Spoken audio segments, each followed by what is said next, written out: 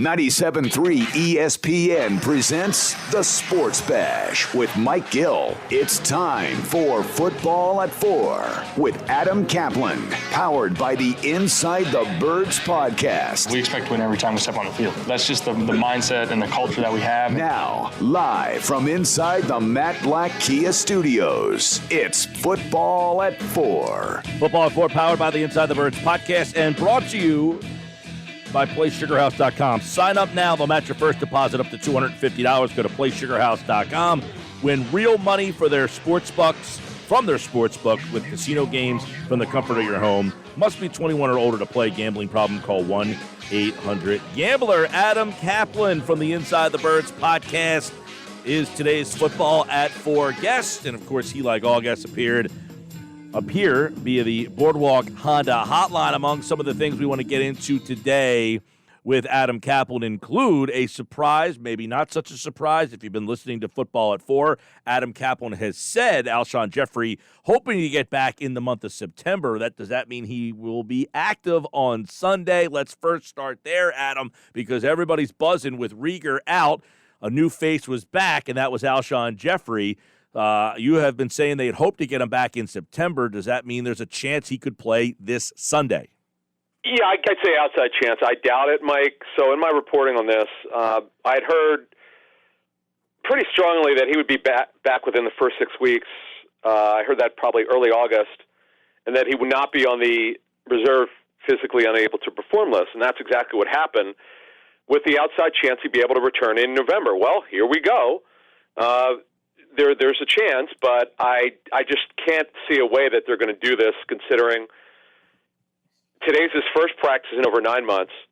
Tomorrow's a very light practice, just over an hour. They're in jerseys and helmets. They're not wearing pads, and I just find it hard to believe that they would do this. Though I am told he's in really good physical shape, but that's not football shape. You don't know that until you actually get him out in the field.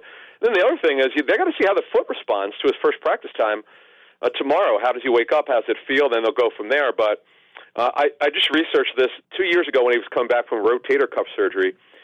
His first week was at Tennessee in week 4, and he did practice the previous week. So I think better chance at the Niners in Santa Clara next week. But the fact of the matter is, with Jalen Reagor not playing, I'm told he's going to have surgery on that thumb, the UCL. It's the same one that Drew Brees had a couple years ago. The Eagles expected to miss at least 6 weeks. And the crazy thing is the timing, because Reagor was filling in for Jeffery at the X position. Now Jeffrey's back at his X position, but who knows when he'll be able to play. But the good thing is he's back, and I do believe he has a real shot if he has no setbacks to play next week. Okay, so if Reagor's out this week, he is out this week, and sure, Jeffery is not going to play, which is likely, what does the wide receiver rotation setup look like? Yeah, even if Alshon's able to play a limited role, be the X position, I don't expect him, if he does play, to play a lot of snaps, very limited. But that's a good question. Right now, they do have Deontay Burnett, who I'm almost certain they would add from the practice squad. They protected him so no one could sign him off the practice squad this week, one of their 4 protected players. So he's more of an X player. I don't know if they would even have a natural X. Other than J.J. Arcega-Whiteside's the guy that was drafted to replace Jeffery, you might remember last year, and it has not quite worked out that well for him, but he probably would play the most at X, and what's going to happen is John Hightower was benched last week. He only played 7 snaps.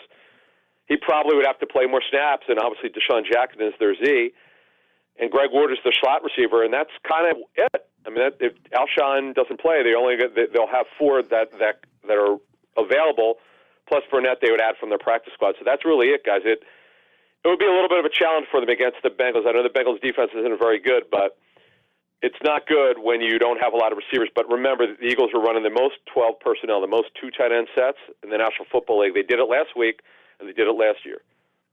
Do you think someone like John Hightower could step in and have a bigger role during this absence of wide receivers?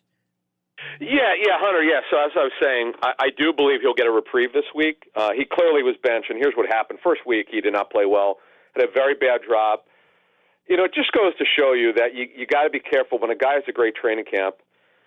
That's all it is. I've likened this to like minor league baseball going to Major League Baseball, trying to hit the fastball.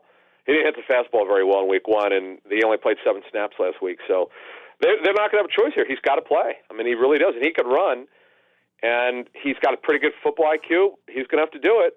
They don't have anywhere else to turn here. They didn't sign anyone to their. It's not like they signed a veteran receiver. They added Robert Green, who was with them last year. They worked him out, I'm told, this week, and he's back on the practice squad. But they have what they have, and again, we're going to see a lot of 2 receiver, 2 tight ends this week. 12 personnel, about 80% of the snaps last week, and obviously you just mentioned the wide receiver situation. Is this going to look a lot like the last 4 weeks when, voila, Carson Wentz played pretty well? Yeah, so that's what they did, Mike. You're right. The final 4 weeks last year, it was almost exclusively two receivers, 2 tight ends. So now last year we know why they had to do it, because they were basically using 4 receivers who were not on the active roster in week 1 last year versus Washington. So, yeah, you've got Deshaun, you've got Hightower, you've got Greg Ward, who they do like. You've got some options in Arcega-Whiteside, but this is where Zach Ertz and Dallas Goedert become very, very important to this football team. And the Bengals are beat up. One of their safeties, Sean Williams, is their starting strong safety, but he's missed the first 2 games. And this also gives them their opportunity to continue that run game, which is Miles Sanders was really good last week. And the Bengals were without 2 of their top 3 D tackles last week. So I think there are going to be certain advantages the Eagles are going to have against the Bengals defense. You read my mind. I was going to bring up Miles Sanders and running the ball because I thought Doug did do a good job at running it. And maybe this gives them an opportunity to run it more. So I'll go down this road. Is it possible you see more of Jalen Hurts in certain packages just based off of this scenario? Well, that's a good question. That one was a surprise. I got to tell you, that one caught me. In fact, I give the Eagles credit. They kept a little on that. It was not reported before the game, and we're doing the week. They were going to do that. So, yeah, I do. That just gives the defense something else to think about. Now, obviously, the 3 plays that he got, that's on tape now. So every team that plays the Eagles now, they know what they can do with it. Now, the Eagles might try it differently. They may actually try it in their own 20-yard line instead of being in the opponent's area. So, yeah, this gives them a different look. He did line up tackling as a receiver for 2 plays and then in the backfield for 1. This definitely gives them a different look. And it's fascinating. How about Nate Sudfeld being inactive? So think about it. If Carson Wentz got hurt, Hurts would have taken over, which is not something that anyone really saw this early. Yep, we're talking with Adam Caplan from the Inside the Birds podcast. And, it's interesting because it sounded like Doug was pressed on that a little bit, and he gave a no and no, whether or not he was kind of forced into activating Jalen Hurts. Do you think that Hurts has won that role, or are they just trying to justify getting him in that second round? They need him on the field. Yeah, I don't think he's won that role. I just know where he ended training camp, and he was a real far way away. But it was a gamble, one that I still don't quite understand why they did it that way and not have Sudfeld active. Just in case Wentz got hurt, I think it would be a gamble for the Eagles to do this. Look, let's put it this way. If they do the same thing this week, then it's very clear to us that Hurts is now the number 2 quarterback, and Nate Sudfeld is the 3. In fact, by the way, in my reporting in the spring, the Eagles actually were very deep into talks with Joe Flacco to be their number 2 quarterback, but they were concerned with the fact that he would not be ready for the start of the season. Joe Flacco's got a real shot this week. He's actually taking full practices this week for the Jets. Gil mentioned Doug's answer of no and no, and I just want to get your thoughts on, Doug to the media over the last week or so, and it ties into Carson Wentz's issues, I would imagine. It does seem like there is this sense of frustration based off of it not being executed properly, the game plan that is, and just, I don't know, a sense, a weird vibe that we're not accustomed to when it comes to Doug Pederson. So what are your thoughts on that? Totally, and I saw the same thing. I actually mentioned this on our show that I think dropped. Yeah, actually, our show that dropped on Wednesday, Hunter. This is probably the first time since Doug Pederson's been here, and this is his 5th year, that he doesn't have to say the player's name.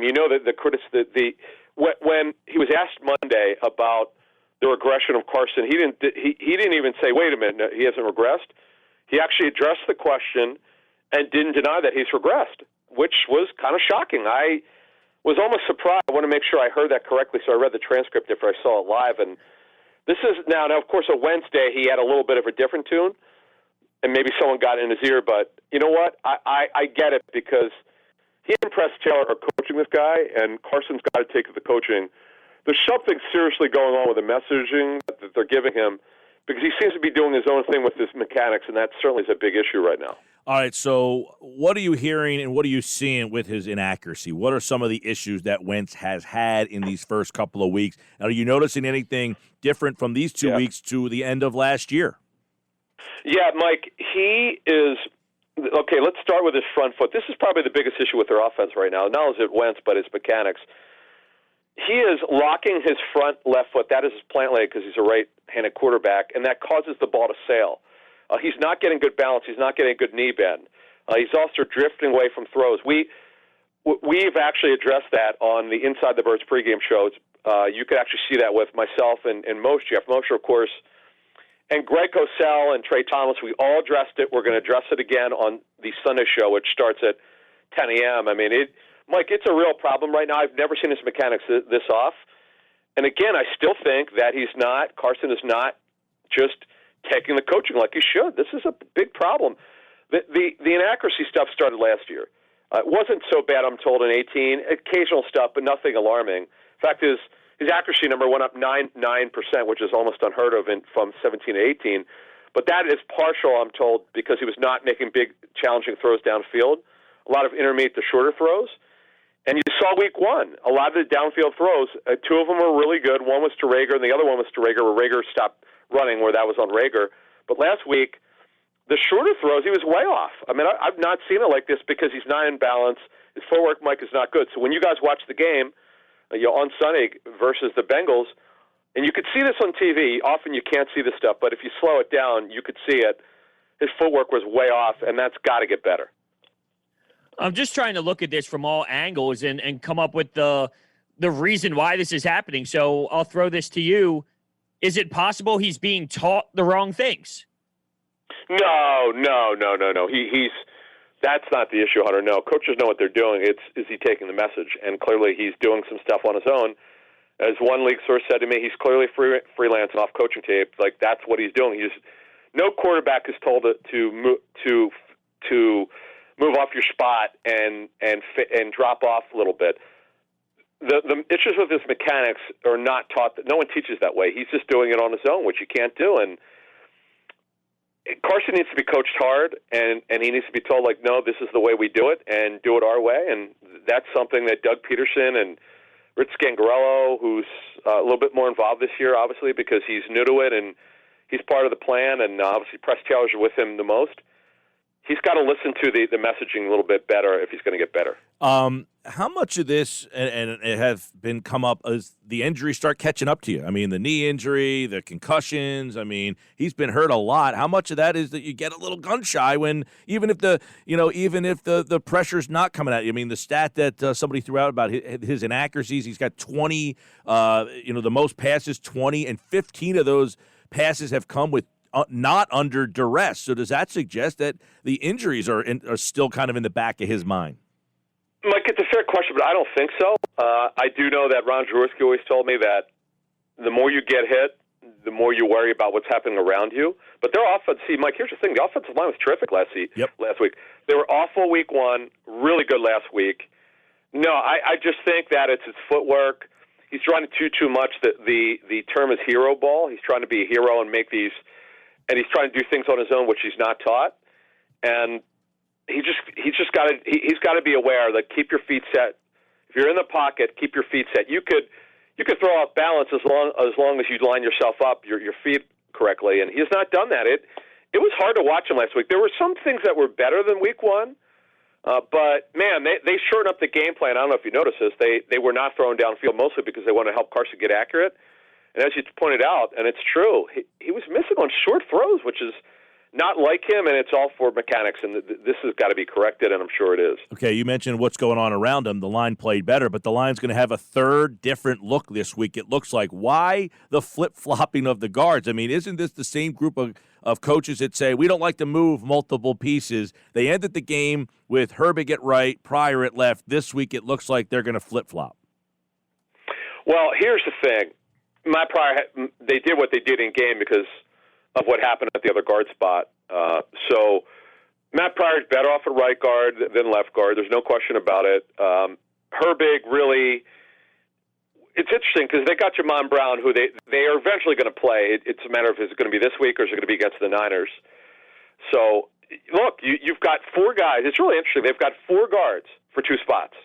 You don't want to be trying guys out in week 3. That's not the way you do it. But because of all these injuries, and Isaac Seumalo now is the one who's going to be out for several weeks.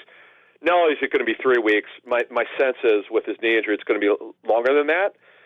So Jamon Brown's the guy, guys. This is the key here. He's got to work with the ones, and Moshe and I will have that for our show on Sunday. Who's been working with the ones, but they only have today. Tomorrow is a really light work. It's got to be Wednesday and Thursday to get those work with the ones, and it's really interesting. This is not something they've ever done before, but I don't want to call it a tryout, but they certainly are working guys at different positions.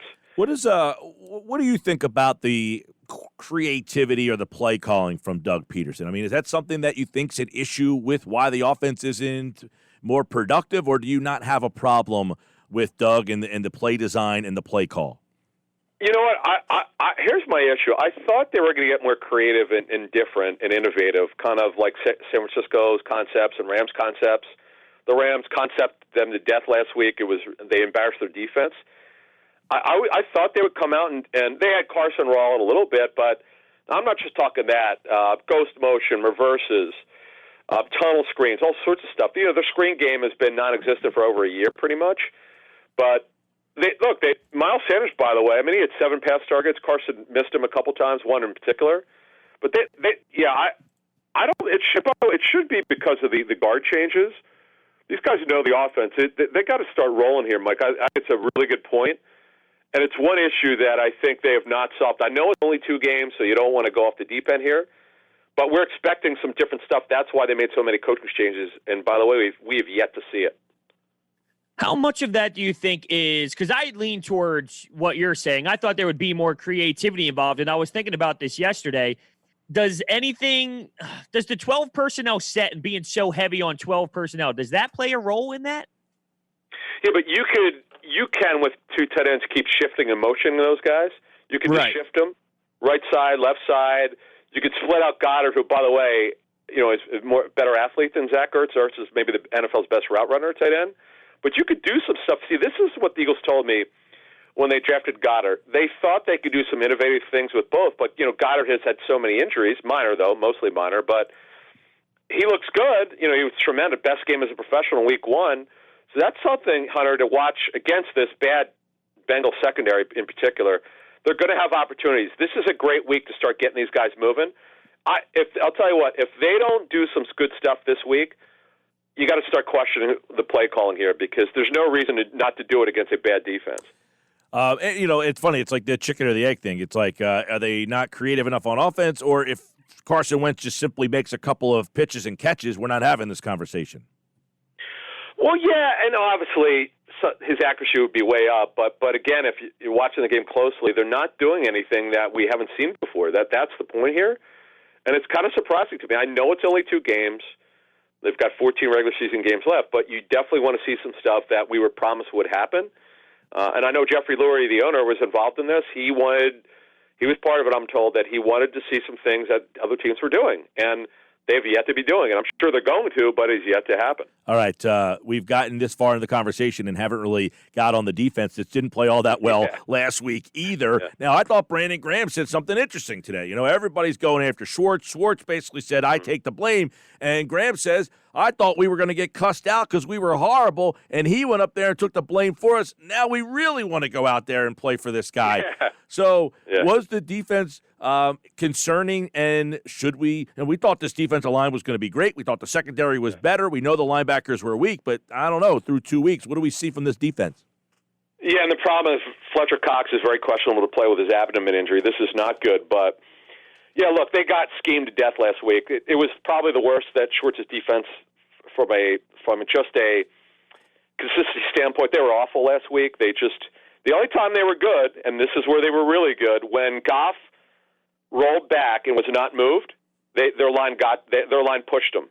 Their line actually dominated for about 12 to 15 plays, I'm told. But the problem is because Sean McVay knew exactly what the Eagles were going to do.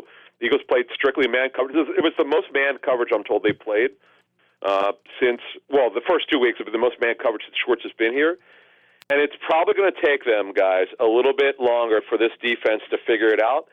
Nate Gary had his worst game, I'm told, as an Eagle. He just was confused. So was Avonte Maddox and Rodney McLeod made some mistakes. Brandon Gray made some mistakes. These are all smart, really smart football players.